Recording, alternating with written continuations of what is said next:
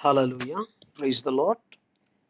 मैं bishop doctor Jitendra आप सबों को स्वागत करता हूं आज मिस्ट्री ऑफ गॉड्स वर्ड में, जो हम हमेशा आपके सामने आते हैं। और आज परमेश्वर की कलाम को लिए हुए मैं आपके सामने आया हूं और विश्वास करता हूं कि परमेश्वर आपको आशीषित करेंगे। बस थोड़ी समय में आपका लूँगा, चंद समय जो आपके लिए आशीष का कारण ठहरेगा।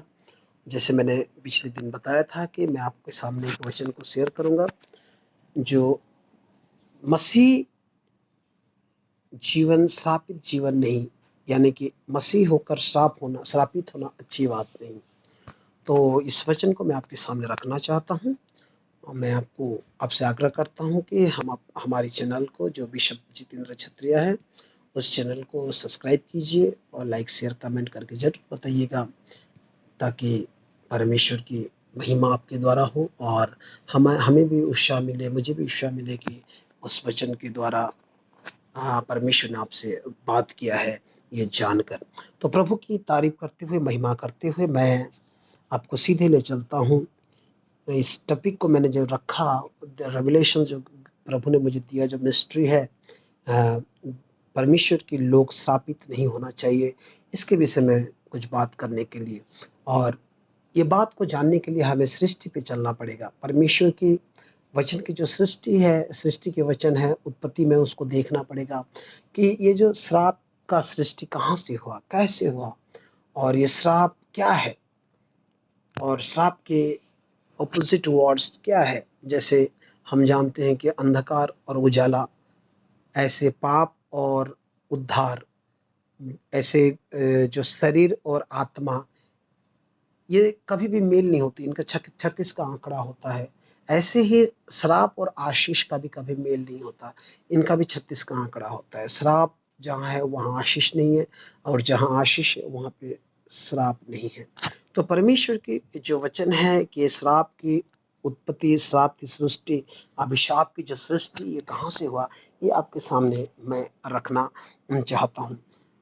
जैसे कि मैं आपको परमेश्वर की सृष्टि के प्रति ले जाऊं, कि बहुत सारे लोग प्रश्न भी पूछते हैं इस बातों को, जस्ट मैं आज आपके साथ शेयर करना चाहता हूं कि परमेश्वर ने जो छठवें दिन तक सृष्टि की, पहला दिन से लेके छठवें दिन तक, उसके पीछे का कारण क्या है। अगर आप परमेश्वर की सृष्टि के बारे में जानना चाहते हैं तो आपको ईसाई नबी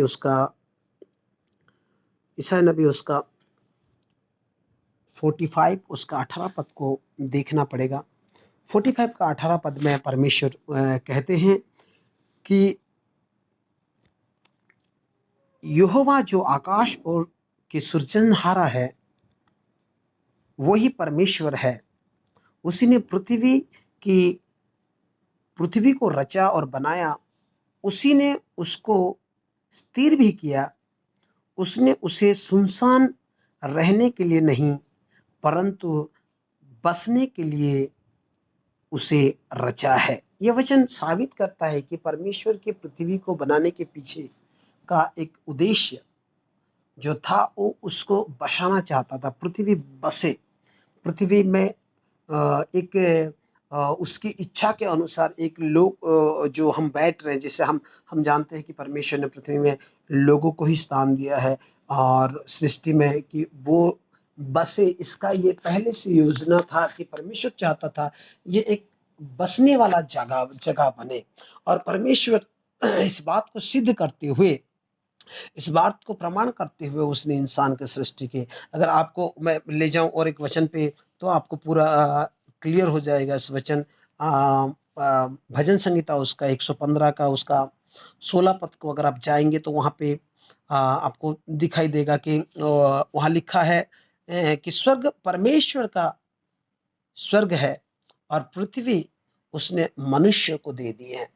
तो परमेश्वर का योजना था कि वो इंसानों को, मनुष्य को स्वर्ग पृथ्वी दे, और उस पृथ्वी पर उसने इंसान को बसाने के लिए पहले उसने 5 दिन की सृष्टि की। और हम सृष्टि के बारे में भली भांति जानते हैं कि उसने पहला दिन, दूसरा दिन, तीसरा दिन, चौथा दिन, पांचवा दिन सृष्टि की, और उसके बाद छठवां दिन उसने इंसान को अपने स्वरूप बनाया और बना के उसको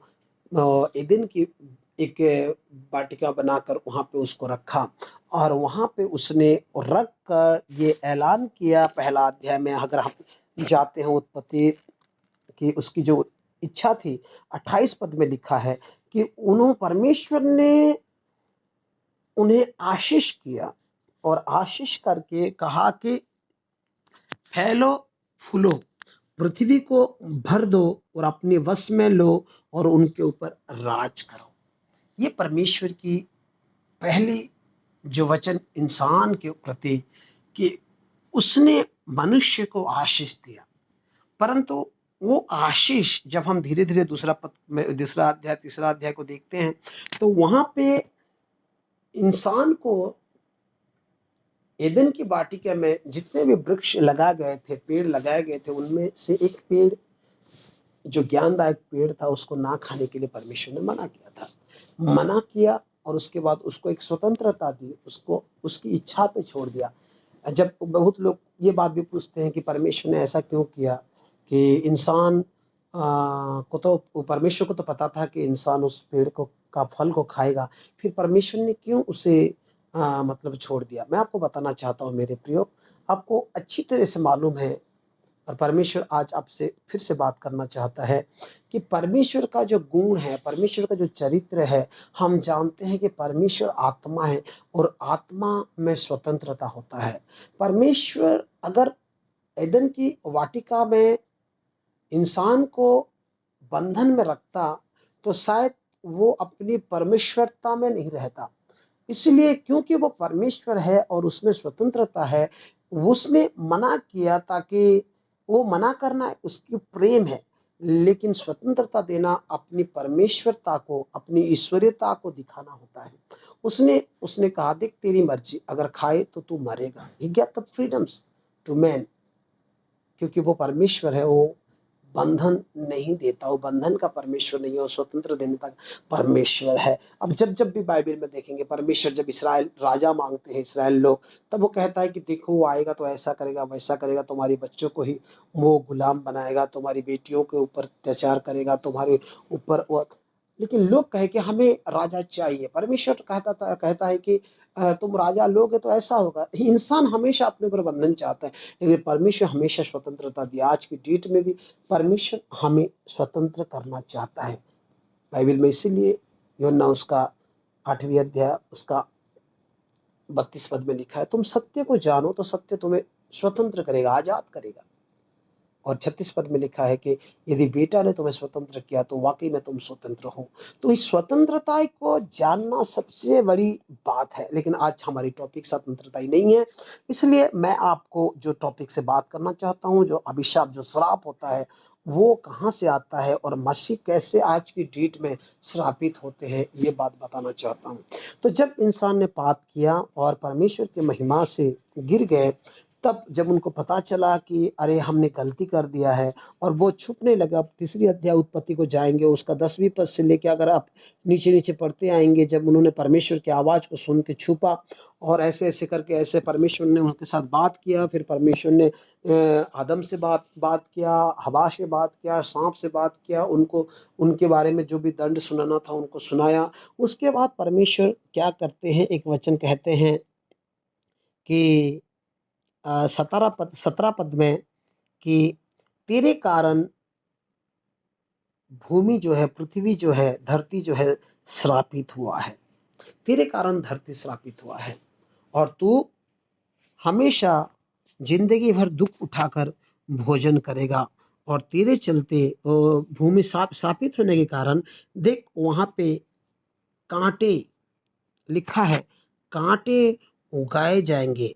कांटे और क्या लिखा है, और एक वचन कि तेरे कारण कांटे और उटकटेरे उटकटोरे कटारे उगाएंगे उगाएगी। धरती क्या उगाएगी? कांटे और उट कटारे उगाएगी। तो मेरे प्रियो, यहाँ पे जब पृथ्वी श्रापित हो रहा है तो ये दोनों चीज उगेगा, ऐसा परमेश्वर कहता है। तो जब इंसान श्रापित हुआ, उसके बाद उसके जीवन में क्या-क्या हम जानते हैं। उनको परमेश्वर ने एदेन की वाटिका से बाहर भगा दिया और वो जाके खेतों में काम करके फसल उपज करके खाने खाने लगे। फिर धीरे-धीरे मनुष्य की संख्या बढ़ने लगी। फिर परमेश्वर ने नूह के समय धरती को नाश किया। उसके बाद पानी से नाश करने के बाद फिर क्या होता है, परमेश्वर की नई सृष्टि होता है। फिर अब्राहम को परमेश्वर वादे करते हैं। इस प्रकार से सृष्टि चलता है। और उसके बाद इसहाक आते हैं, इसहाक के बाद याकूब आते हैं, उनके 12 बेटे आते हैं। उनसे 12 बेटे से जो प्रतिज्ञा था वो धीरे-धीरे पूरा हो जाता है। लेकिन इंसान के जीवन में श्राप जो है पीछा नहीं छोड़ रहा था और परमेश्वर ने कुछ बातों को बताया कि ये श्राप पीछा कैसे छोड़ता है। और यदि आप इस वचन को देखना चाहते हैं तो आपको जाना पड़ेगा नीति वचन उसका 3 का 33 में, और 3 अध्याय उसका 33 पद में लिखा गया है कि अधर्मी के घर में, पापी के घर में, दुष्ट के घर में, दुष्ट लिखा है वहां पे, दुष्ट के घर में परमेश्वर का श्राप होता है और वो धर्मी के घर को आशीष करता है। धर्मी के घर को वो आशीष करता है, लेकिन अधर्मी के घर में परमेश्वर का श्राप होता है। तो मेरे प्रियो, ये बात जाहिर है, साफ दिखाई देता है कि परमेश्वर दुष्ट के घरों को क्या करता है, दंड देता है, दंड। और वो दंड क्या है, श्राप है। तो जैसे मैंने आपको पहले से बताया कि अंधेरा का जो अपोजिट वर्ड है वो उजाला, यानी कि उजाला और अंधेरा कभी दोस्ती नहीं हो सकते। जैसे शरीर और आत्मा लिखा है, आत्मा शरीर का प्रतिकूल और शरीर आत्मा का विरोध, ये दोनों कभी भी मेल नहीं खा सकते, दोस्ती नहीं हो सकते। वैसे जैसे पाप और पुण्य, पाप और धार्मिकता, पाप और उद्धार जैसे मेल नहीं खाते, वो कभी दोस्ती नहीं हो सकते। ऐसे श्राप और आशीष कभी दोस्ती नहीं हो पाते। और इस बात को समझना सबसे बड़ी बात है। इसलिए परमेश्वर का वचन कहता है, सोलोमन लिखते हैं कि धर्मी के घर में उसकी आशीष होता है, लेकिन वो दुष्ट के घर में क्या करता है कि दुष्ट को वो श्राप देता है। तो मेरे प्रियो, ये दुष्टता मनुष्य के जीवन में श्राप लाता है। दुष्टता क्या है? दुष्टता वो बातें हैं जो हम पाप की दो परिचय होता है। पहला है एक पाप जो हो जाता है इंसान के द्वारा, जो लोग कर देते हैं लेकिन करने के बाद पश्चाताप करते हैं, कहते हैं कि तौबा करते हैं, कहते हैं कि खुदा मुझे इस पाप से माफ़ कर, मुझे इस गुनाह से छुड़ा और मुझे क्षमा कर, और वो क्षमा पा जाते हैं। लेकिन एक पाप है जो हम जानबूझ के करते हैं, उसको बोलते हैं ढिठाई के पाप। दाऊद कहते हैं, प्रार्थना करते हैं दाऊद, अगर आप भजन संहिता 19 अध्याय उसका 13 पद को पढ़ेंगे, वहां पे तू अपने दास को ढिठाई के पाप से ही बचाए रख। ढिठाई के पाप मतलब मुझे कौन का क्या करेगा, मुझे कोई कुछ नहीं कर सकता, मेरे ऊपर कोई नहीं है, मैं जो चाहे करूंगा, मुझे मन फिराने की आवश्यकता नहीं है, मुझे तौबा करने की आवश्यकता नहीं है, मैं अपनी ज़िंदगी में मस्त हूँ, मुझे किसी के सामने झुकने की आवश्यकता नहीं है। ये सोचने वाला जो ढिठाई पाप होता है, इसको दुष्टता कहा जाता है, दुष्ट। और परमेश्वर कहता है कि दुष्ट के घर में परमेश्वर की श्राप होता है। ये जो श्राप का सिलसिला था, ये चलता गया, चलता गया, चलता गया। और आपको मैं बताऊं, ये श्राप जो है यीशु मसीह ने क्रूस पे अपने जीवन में ले ली। यीशु मसीह ने क्रूस पे हमारे लिए बलि हुआ। बाइबल कहता है कि जो लकड़ी पे टंगा है वो श्रापित है। यीशु ने हमारे पापों को नहीं, केवल श्रापों को भी उसने क्रूस पे ले लिया, और उसने हमें क्या किया, हमारे श्रापों से मुक्त कर दिया। मेरे प्रियो, अगर आपको आ, इस बात को आप देखना चाहते हैं तो देख सकते हैं, गलतियों की पत्री उसका 3 अध्याय अगर आप जाएं और तीसरी अध्याय उसका 14 पद को आप पढ़ेंगे तो आपको ये बात पता चल जाएगा कि परमेश्वर की वचन क्या कहता है। और परमेश्वर का कलाम कहता है कि यह इसलिए हुआ कि अब्राहम की आशीष मसीह यीशु में अन्य जातियों तक पहुँचे और हम विश्वास के द्वारा उस आत्मा को प्राप्त करें जिसकी प्रतिज्ञा हुई है। और हम यहाँ पे देखते हैं कि हिंदी बाइबल में 13 पद में लिखा है, और यहाँ पे बताया गया कि मसीह जो हमारे लिए श्रापित बना, हमें मोल लेकर व्यवस्था के श्राप से छुड़ाया। क्योंकि लिखा है, जो कोई काट पर लटकाया जाता है वो श्रापित है। तो यीशु मसीह क्या कर रहा है, केवल हमारे पापों के लिए नहीं, वरन क्रूस पे वो हमारे श्रापों को भी ले रहा है। केवल पाप के लिए नहीं, उसने मरा, हमारे श्रापों के लिए भी मरा। तो हम आपसे आग्रह करते हैं, जब अपने पापों के अंगीकार करते हैं, तब अपनी श्रापों का भी अंगीकार करें। अपने श्रापों, अपने पूर्वजों के श्राप का अंगीकार करे, कहे कि तौबा करे और मन फिराए। क्योंकि मसीह होकर श्रापित होना अच्छी बात नहीं है। पहली बात है, आपको अंगीकार करना पड़ेगा अपने श्राप से मुक्त होने के लिए। आज कई प्रभु के लोग जो है, या कई कलीसिया जो है, वो जब कोई नया बंदा को बपतिस्मा देते हैं, बपतिस्मा देने के समय उसे शिक्षा देते हैं, और शिक्षा में वो पापों के अंगीकार के बारे में सिखाते हैं। वो यही नहीं सिखाते हैं कि यीशु मसीह केवल आपके पापों के लिए क्रूस पे नहीं मरा, वो उसके क्रूस पे मरने का कारण है आपके लिए श्रापित भी होना। आप अपने पूर्वजों, जैसे अगर आप मेरे साथ एक वचन को जाएंगे, बहुत गहरी वचन है, आप समझ पाएंगे अगर आप बिलाप गीत को जाएंगे। बिलाप गीत उसका 5 अध्याय उसका 7वें पद को अगर आप पढ़ेंगे, वहाँ पे बहुत सुंदर बात लिखा है जो मेरे जीवन में बहुत कार्य किया और आज आपके जीवन में भी कार्य करेगा। यहाँ पे लिखा है, हमारे पूर्व पुरुषों ने पाप किया और वो मर मिटे हैं, परंतु उनके अधर्म के कामों का भार हमको उठाना पड़ा है। पूर्वज नहीं है, वो मर गए, और उनकी जो पाप का काम था वो श्राप होके आपके जीवन में आया। ये श्राप क्या है? ये श्राप एक छतरी के जैसा है, एक छत के जैसा है।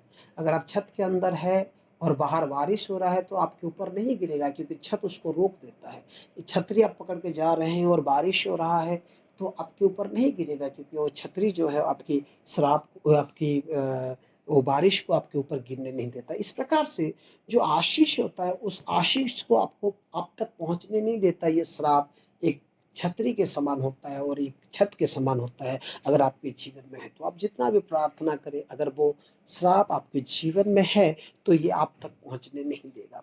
तो कई जो कलीसियाओं में मैंने देखा है कि उनकी जो टीचिंग होता है, कई प्रभु के दासों का जो टीचिंग होता है, वो जानते हैं कि यीशु मसीह केवल पापों के लिए हमारे लिए मारा गया।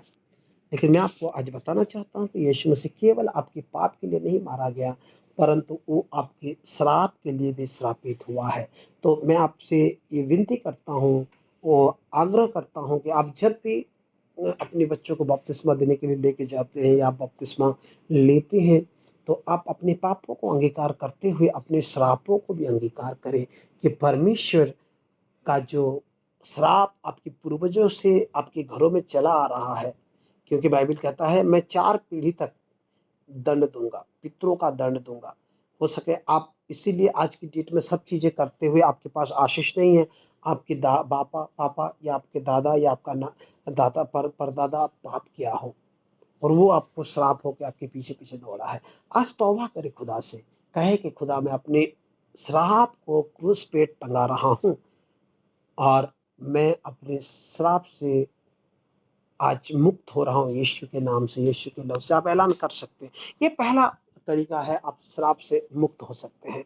दूसरा तरीका, जो मुंह के द्वारा ऐलान नहीं लेकिन कुछ काम करना होगा, क्योंकि आपको गहरी वचन में पढ़वाना चाहता हूँ जो आपको इस मसीह जीवन में, अगर आप मसीह है, मसीह जीवन में कार्य में आएगा कि आप कैसे श्राप से मुक्त हो सकते हैं।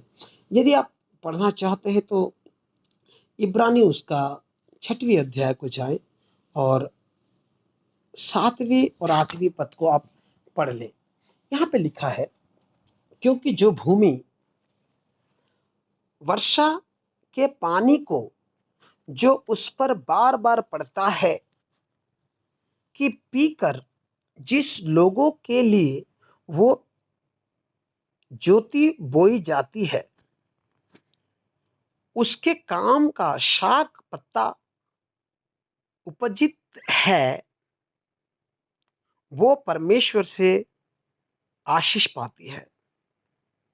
यहाँ पे परमेश्वर कुछ बातों को बता रहा है कि एक मसीह बनना और मसीह बन के यीशु मसीह को ग्रहण करके, तौबा करके पापों का अपने हर दिन का ज़िंदगी में, रोज़मर्रा का ज़िंदगी में भाग-दौड़ का ज़िंदगी में व्यस्त रहना, संडे में जाना, प्रार्थना करना, चर्च पे अटेंड करना और कभी मौका मिले तो चर्च का लीडिंग करना या 1-2 वचन को प्रचार करना, ये वाक़ई में ट्रूली मसीह जीवन नहीं है, जो लोग आज समझते हैं कि ये मसीह जीवन है।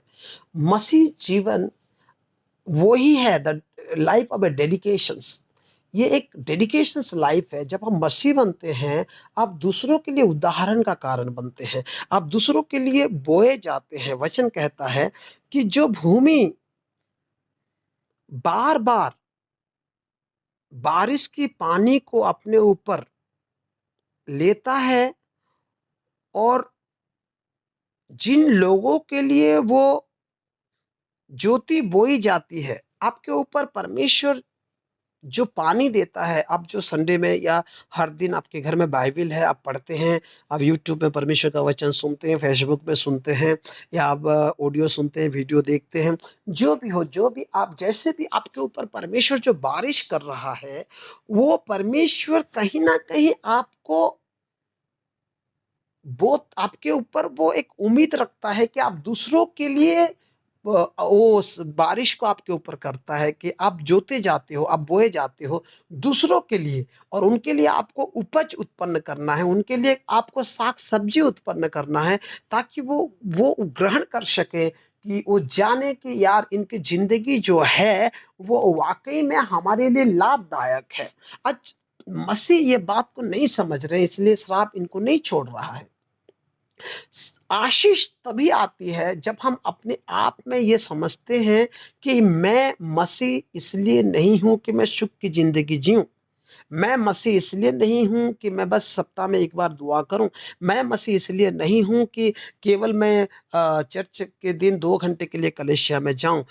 मैं मसीह तो इसीलिए हूँ क्योंकि परमेश्वर मेरे द्वारा किसी और को बचाना चाहता है, किसी और को अपने पास बुलाना चाहता है।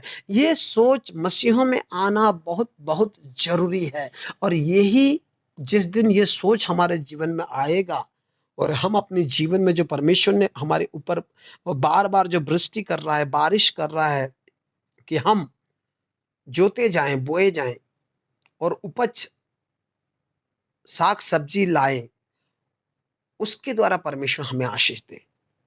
अगर आप कलीसिया के बारे में देखते हैं ना, कलीसिया को आप अगर कलीसिया के विषय में देखते हैं, तो वही समान बातें परमेश्वर कलीसिया में हमें बताता है।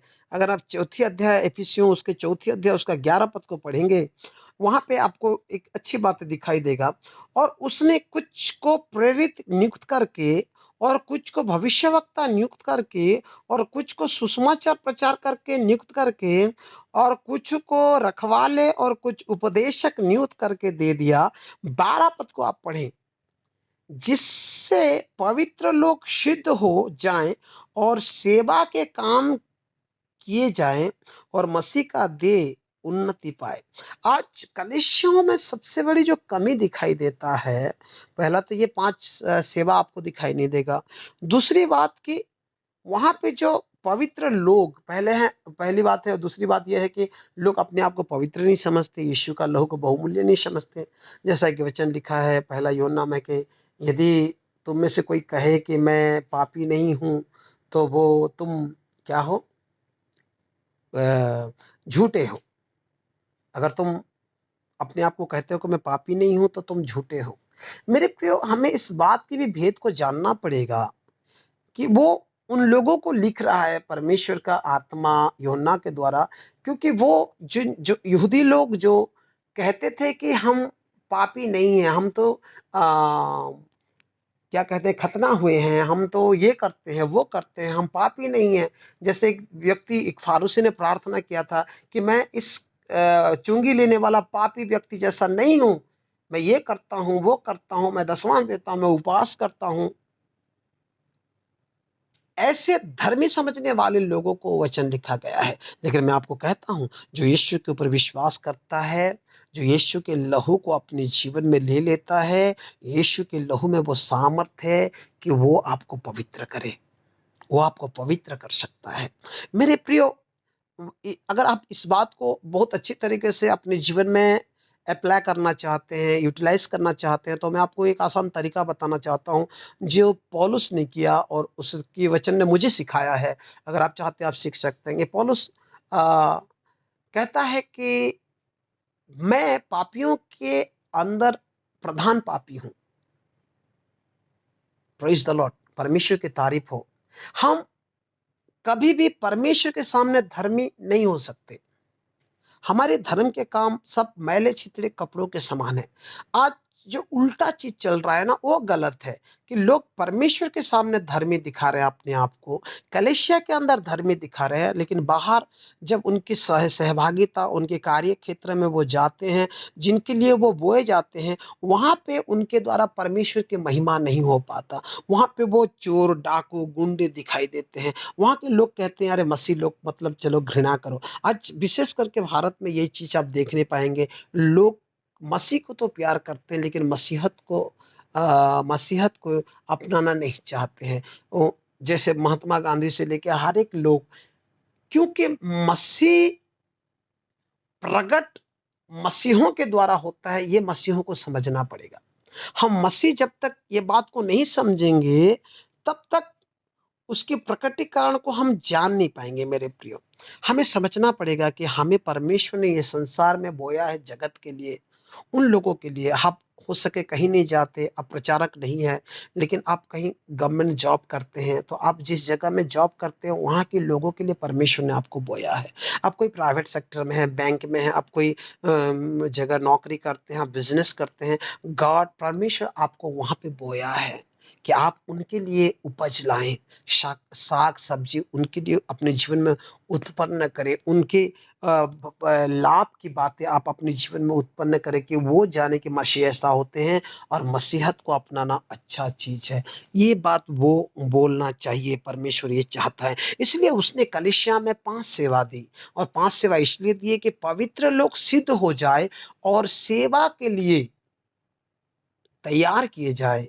आप ऐसे कलीसिया में नहीं आए हैं, परमेश्वर का इच्छा है कि आप सेवा के लिए तैयार हो, आप सेवा के लिए तैयार हो। आप जहाँ कहीं भी हो, आप जो भी, मैंने आपको पहले से बताया, आप जो संस्था में काम करते हैं, आप सोशल वर्कर है, आप गवर्नमेंट सर्वेंट है, आप प्राइवेट है, आप बिजनेसमैन है, whatever may be, but God's आपको इसीलिए अपनी कलीसिया में लेके आया है, अपने पास लाया, और आपके ऊपर बारंबार बारंबार पानी छिटकता है, पानी की बारिश करता है, वचन देता है आपको, वो पवित्र आत्मा का सामर्थ देता है आपको, आपको प्रार्थना भवन में ले आता है, इसीलिए कि आप कुछ लोगों के लिए बोए गए हैं। ये आपको समझना पड़ेगा, और कोशिश करें कि आपके जीवन, आपके चरित्र जो हैं, उनके सामने अच्छा हो।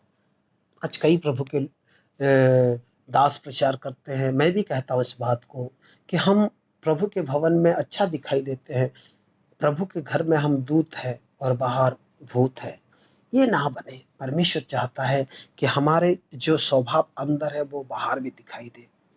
हम अगर कलीसिया में अच्छे हैं तो बाहर भी अच्छे बने, ताकि लोग जो है आपके जीवन से अच्छी चीजें ग्रहण कर पाए। क्योंकि इस वचन बोलने का मतलब यही है, जो इब्रानी हम पढ़ रहे थे 6वीं अध्याय, उसका 7वीं 8वीं पद, अब 8वीं पद को देखेंगे। यहाँ पे उस बात को परमेश्वर दोहराता है कि पर यदि वो झाड़ी और उटकटारे उगाती है, तो निकम्मी और श्रापित होने पर है, और उसके अंत जलाया जाना है। अगर आप कलीसिया में आते हैं, परमेश्वर के भवन में आते हैं, आप मसीह यीशु को ग्रहण किए हैं, और आप अपने जीवन में दूसरों के लिए, अगर आप ये सोच लिए हैं कि दूसरों के लिए सुसमाचार का उदाहरण बनना या प्रभु का वचन देना ये केवल पासवान का काम है, तो आप गलत है। परमेश्वर का पुत्र का लहू आपको इसीलिए खरीदा है कि आप उसकी लहू की गवाही दे। आप मुंह से नहीं बोल सकते तो अपने चरित्र से दिखाएं। मुंह से ज्यादा बात चरित्र करता है, आपका व्यवहार करता है। मेरे प्रियो, इसलिए तो पौलुस कहता है कि अपनी अपनी आचरण के विषय में सावधान रहो। आप अपने आचरण से लोगों के जीवन में परमेश्वर के सुसमाचार को फैलाए, ये परमेश्वर उम्मीद रखता है। अगर आप वो नहीं कर पाते तो आप आशीषित नहीं हो, ये साफ कहता है वचन।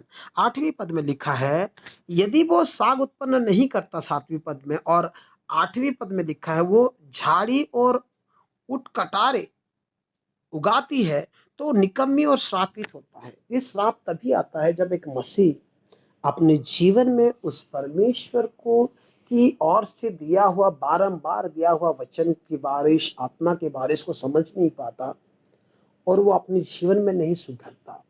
उसका मतलब उसके अंदर दुष्टता रहता है। जैसे इस्करियोती यहूदा बारंबार परमेश्वर की उपस्थिति में रहा, बारंबार परमेश्वर के चमत्कारों को देखा, बारंबार हर चीजों में वो गया, अच्छी एक्सपीरियंस था, फिर भी वो अपने जीवन से दुष्टता को नहीं छोड़ा। आज प्रभु के लोग, श्रापित होना अच्छी बात नहीं है।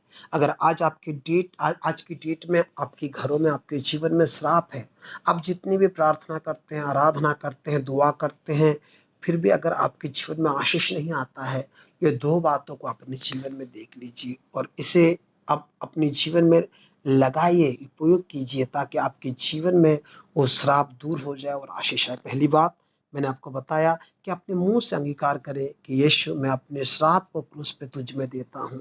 जैसे अपने अपने पापों का दिया, ऐसे मुंह से अंगीकार करें। लिखा है मुंह से अंगीकार करना और हृदय में विश्वास करना, है ना। और दूसरा बात लिखा है, विश्वास कार्य के बिना मृत्यु है। तो आप पहले मुंह से अंगीकार करके विश्वास करें कि यीशु ने आपका श्राप को ले लिया, और दूसरा उसको आप कार्य में प्रकट कीजिए। कार्य क्या है कि आपके जीवन में जो वचन परमेश्वर देता है, आपके जीवन में जो परमेश्वर बोता है, उसको आप लोगों के सामने रखिए, चाहे वचन के द्वारा या चाहे अपने चरित्र के द्वारा, अपने व्यवहार के द्वारा, अपनी बातचीत, अपने चाल चलन के द्वारा, ताकि आप श्रापित ना हो, परंतु आप आशीष के कारण बने। परमेश्वर नहीं चाहता कि एक मसीह श्रापित जीवन जिए। हाँ मेरे प्रियो, परमेश्वर आदि में भी नहीं चाहा कि मनुष्य श्रापित हो, लेकिन मनुष्य अपने आप में गलत करके, पाप करके श्राप को लाया। उस श्राप को यीशु ने क्रूस पे लिया, और वो आज भी नहीं चाहता कि हम श्रापित हो। हम श्रापित तो इसलिए होते हैं कि हम निकम्मे ठहरते हैं, हम जान नहीं पाते कि हमें क्या करना चाहिए। हमें लगता है कि मसीह बनना, मसीह ज़िंदगी काटना एक मौज मजलिस का ज़िंदगी है, एक मौज करने का ज़िंदगी है, एक त्योहार मनाने का ज़िंदगी है। मसीह बनने से मतलब हमेशा नारियल फोड़ना नहीं पड़ता है, हमेशा मंदिर जाना नहीं पड़ता है। ऐसे ना सोचे। मसीहत एक सैक्रिफिशियस लाइफ है, मसीहत एक टेस्टिमनी लाइफ है। आपका जीवन यदि दूसरों के लिए लाभदायक है, तो आप कभी भी श्राप का कारण नहीं बनेंगे। प्रभु आपको इस वचन से आशीष करे और बात करे कि आप एक मसीह होने के नाते श्रापित जिंदगी काटने के लिए नहीं बुलाए। प्रभु आपको आशीष करे। आमीन।